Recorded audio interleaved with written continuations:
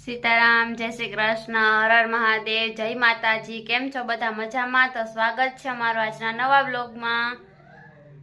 તો હાલો, તો આપણી આજે મહેમાન આવવાના હે, પણ કોણ મહેમાન આવવાના હે ને અત્યારે નહીં કહું, અમારા બ્લોગમાં બન્યા રહેજો તો તમને ખબર પડી જાય કે આજે કોણ અમારા ઘેર મહેમાન આવ્યું હોય।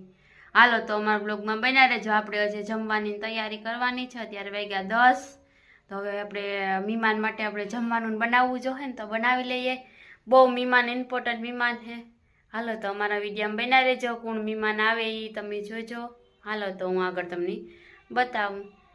આ આપણી પૌવા છે, એને આપણે પાણીથી ધોઈ નાખી। એટલી હોય આપણી, તમે ગમે એ કરો, પણ આ સુલા જેટલી મજા નથી ખાય। હા, ખવડાવવા માટે જ છે।